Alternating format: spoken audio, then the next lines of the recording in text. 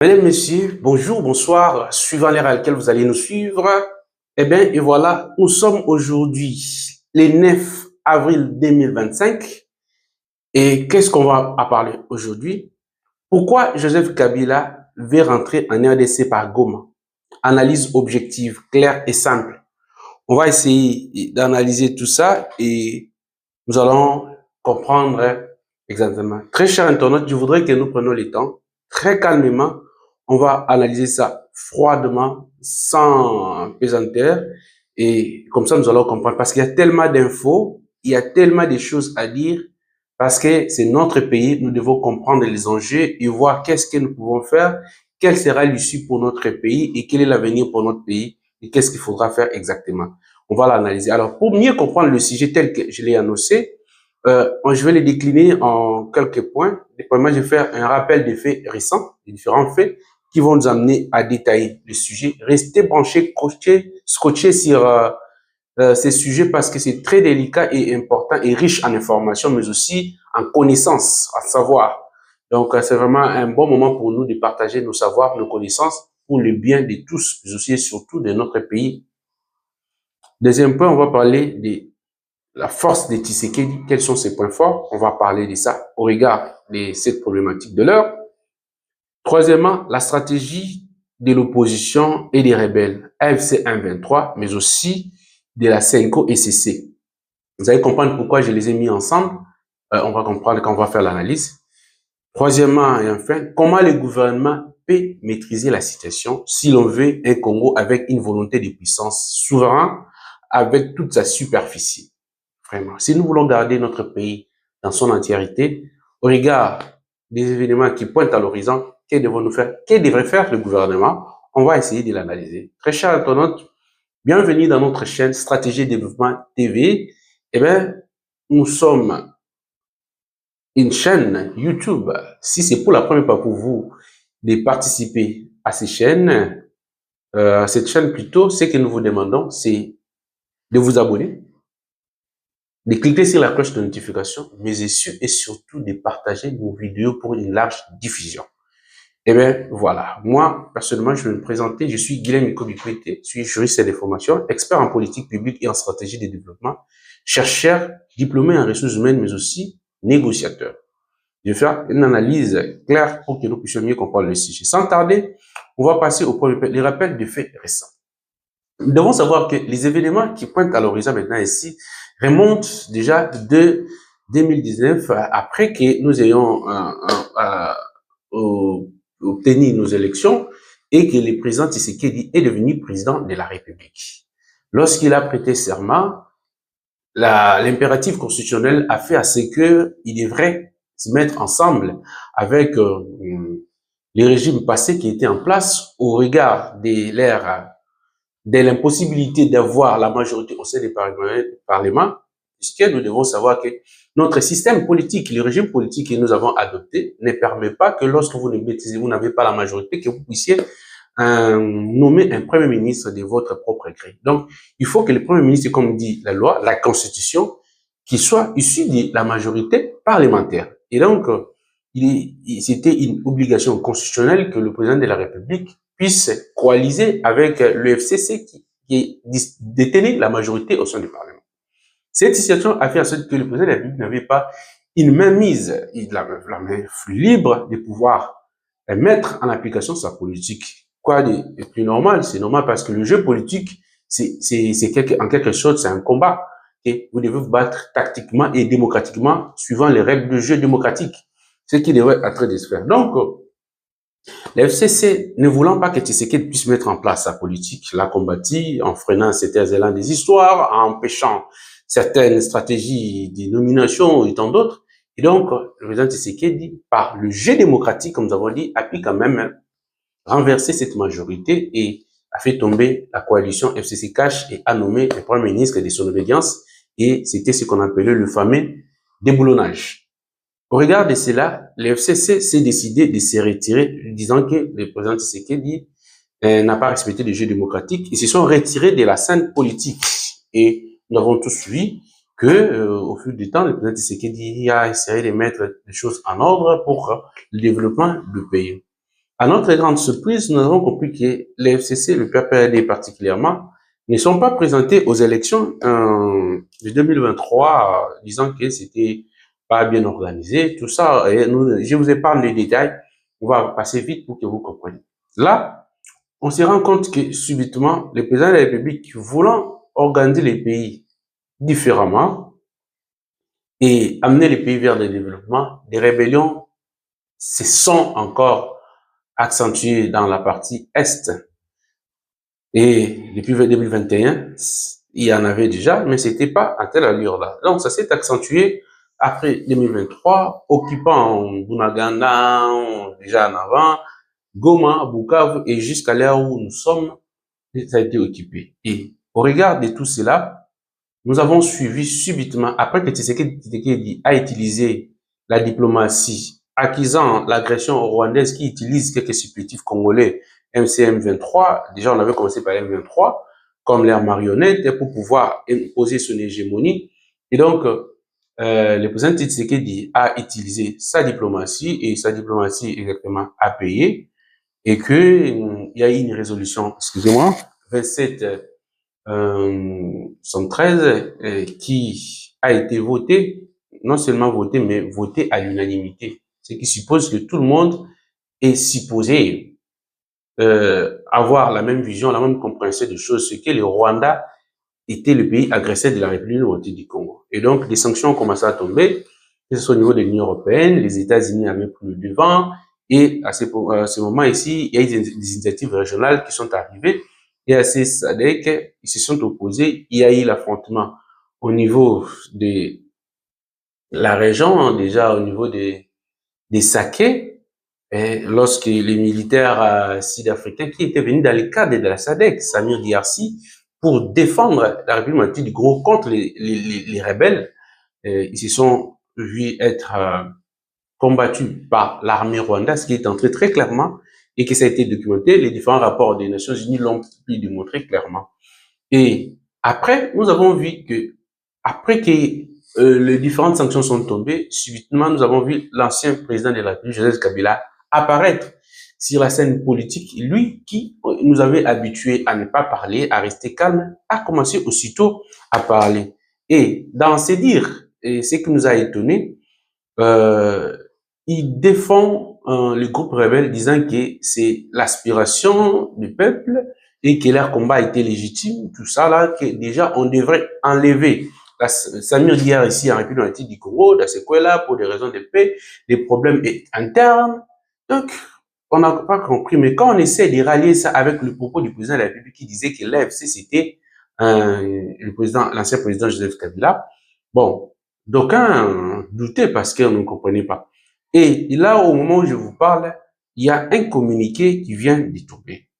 Ce communiqué vient de tomber très clairement, c'est le communiqué de M. Olivier Kamitatu.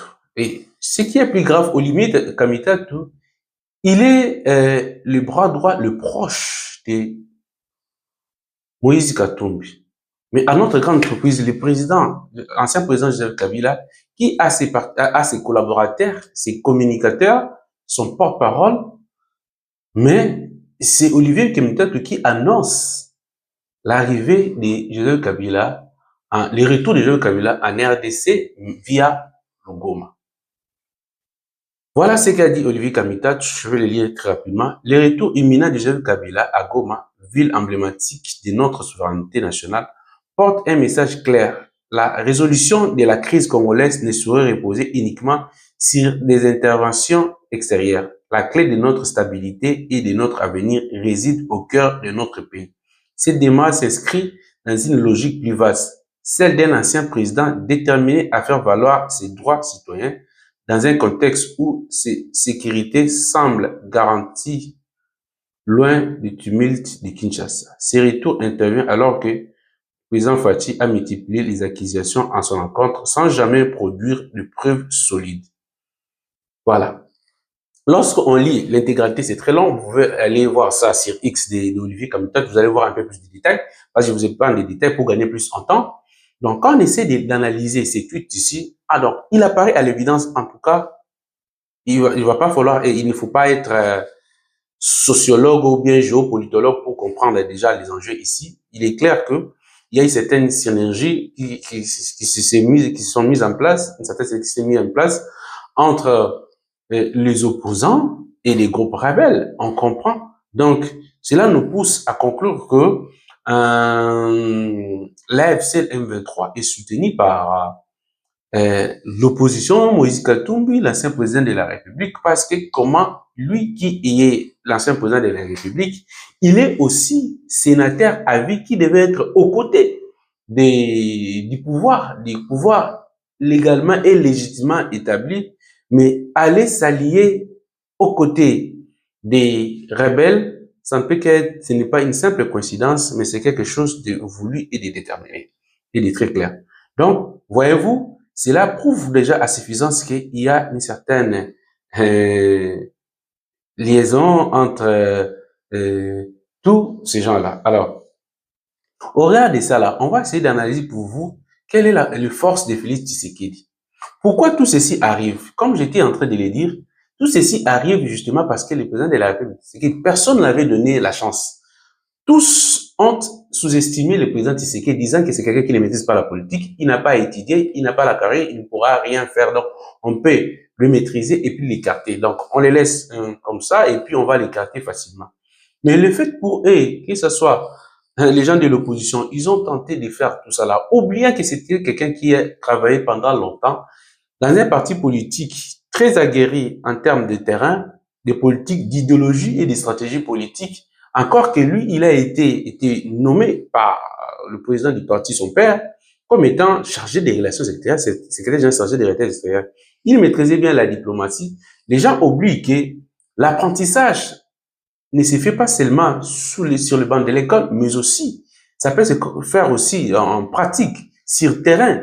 C'est-à-dire que dans une structure, dans l'administration, il faut être pour Tshisekedi de travailler dans un parti politique, des gens aguerris, des gens politiquement expérimentés.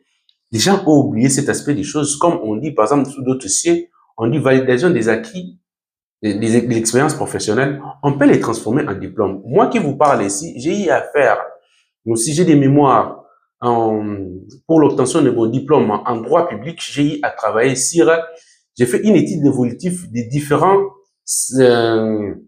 statuts des administrations publiques de l'État, des fonctionnaires de l'État, comment on a pu évoluer.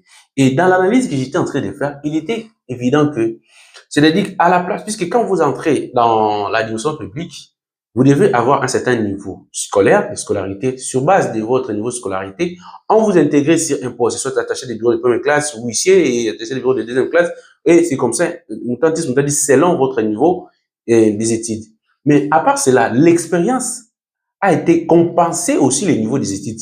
Si par exemple vous faites 3 ans sur un poste, donc on peut l'évaluer à un niveau d'études pour vous relever à un autre niveau. Donc, l'expérience professionnelle, pratique et politique peut être comparée ou bien changée à un niveau d'études parce que c'est une expérience pratique qu'on apprend. Mais le fait que les gens ne pas comprendre cela, moi je pense que ce n'est pas le fait qu'ils ne comprenaient pas, c'était juste un sabotage pour le minimiser au vu des communs des mortels qui ne savent pas toutes ces nuances-là, parce qu'ils savent que tous les intellectuels qui sont, que ce soit dans l'opposition de la majorité, savent ce que je suis en train de dire, que l'on n'apprend pas seulement sur les bancs de l'école, l'on peut apprendre à l'État, comme on dit. C'est-à-dire que Tshisekedi ne peut pas être qualifié de moindre parce que déjà, il a appris sur les plans politiques pendant longtemps, il a travaillé, mais le fait de les minimiser, je pense que soit c'était une erreur d'orgueil inutilement, donc ce qui prouve à suffisance, c'est que nous avons des acteurs politiques qui n'analysent pas les enjeux politiques, mais le fait qu'ils sont embrouillés par des intérêts égoïstes pour eux, ils oublient de faire des analyses, des raisons pour lesquelles ils n'ont pas de vision politique, des projets de société clairs pour l'avenir de notre pays. Puisque l'alternative, si on peut demander aujourd'hui, quelle est l'alternative de ceux qui combattent Tshisekedi aujourd'hui? Déjà, par l'air dire, par l'air d'aller, nous trouvons qu'il y a très de contradictions qui nous poussent à conclure que nous n'avons pas une classe politique prête pour diriger ce pays. Donc moi, je pense que Tshisekedi est le nécessaire pour le moment pour que nous puissions aller de l'avant. Parce que justement, Tshisekedi nous a fait preuve du patriotisme, déjà des centres d'organisation pour que nous puissions aller de l'avant. Donc, nous avons vu que Tshisekedi veut que le pays puisse recouvrir l'intégrité de son territoire. Pendant longtemps, le pays a été dirigé en partie par les étrangers. Il est clair maintenant ici que tout le monde le sait que la République démocratique du Congo a été dirigée par le Rwanda. Donc, voyez-vous, à tel point, si aujourd'hui le Rwanda et que le président Kagame, qui lui ne parlait pas, il était considéré comme un despote, un monarque, il était là donnant des injonctions au Congo, mais le fait pour Kagame de commencer à parler, cela prouve à suffisance que Kagame se sent en difficulté, il se voit ne plus être en mesure de contrôler la République du Congo. Qu'est-ce qui a fait cela? C'est justement parce qu'il y a eu un Félix Tshisekedi qui a changé de paradigme et voulant que le Congo puisse reprendre son autonomie sur les plans de ses richesses, de ses terres, de son organisation administrative, mais aussi politique et militaire. Donc, voyez-vous déjà que le point fort de Tshisekedi, c'est sa stratégie diplomatique qu'il a pu déjà mener pendant plusieurs années, avant même qu'il n'arrive au pouvoir, et là qu'il n'était qu'en train de les mettre en application, lorsque ils se sont organisés déjà.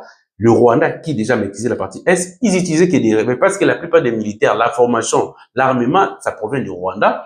Ils l'ont utilisé parce que ils ne sont que des gens qui veulent la guerre. Ils ne savent pas la paix, la démocratie, la diplomatie, l'organisation, de nouer des relations. Pour eux, c'est de l'imposition. Ils ont voulu imposer, mais oubliant que la force n'est pas seulement au niveau des armes, mais aussi la force, c'est aussi diplomatique. Quand bien même que céder, c'est complète. Mais vous devez savoir que ce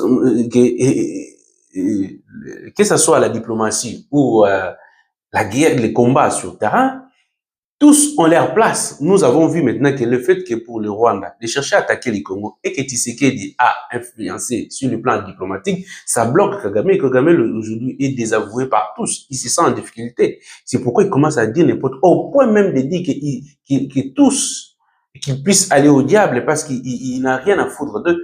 Mais sur le plan diplomatique, lorsque quelqu'un, si vous posez toute cette question à tout diplomate aguerri, vous direz que ça, ce sont des signes des temps qui prouvent à suffisance que Kagame se sente en difficulté. Donc, voyez-vous que Tshisekedi, ces points-là, a pu maîtriser des choses et que c'est à l'avantage de la République démocratique du Congo.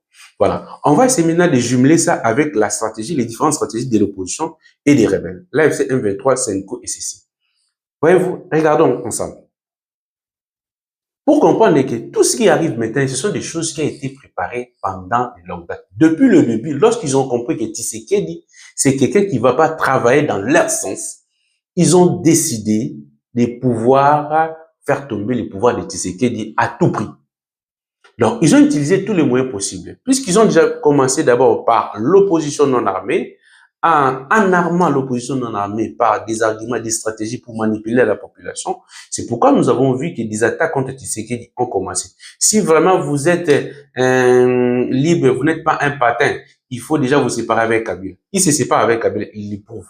Si vraiment vous êtes mal libre, vous devez changer des chefs d'état-major en armée. Il a changé. Tout ce qu'ils ont pu critiquer, pensaient que ça serait impossible pour Tshisekedi comme ça, on allait l'acquiser auprès de la population. Voyez-vous que ce monsieur, ce que vous avez mis Tshisekedi, c'est un patin dépendant de Kabila parce qu'il n'est pas en mesure de faire les choses que Kabila ne veut pas. Et voilà, le fait qu'il les a gagnés sur ces points-là, c'est-à-dire qu'il a fait exactement le contraire de tout ce que Kabila disait en changeant, en déboulonnant, c'est l'expression qu'on a utilisée. Ils ont compris que, là, nous avons échoué. Pour comprendre que l'opposition que nous avions ici travaillait depuis longtemps déjà avec les camps des Kabila. Donc, ils l'ont prouvé par des stratégies qu'ils ont utilisées. Et là, voyez qu'ils ont utilisé d'autres cartes. Ils ont essayé de manigancer avec la Senko, parce que la Senko, en réalité, ne travaille pas pour la plaine du Congo, puisque depuis l'arrivée du président Félix Tshisekedi, là, je donne un point de vue objectif que je suis en train d'analyser. Ils n'ont jamais été pour le président de la République, alors que nous savons tous que des institutions indépendantes comme ça, lorsqu'ils sont là comme des églises, tout ça là, il ne peut pas travailler contre le régime en place et il devait travailler en collaboration avec le régime en place. S'il faut même apporter des critiques contre les gouvernements en place, il devrait le faire, c'est-à-dire en allant les voir, n'est pas les exposer sur la place publique comme ça, sans pour autant donner des alternatives claires.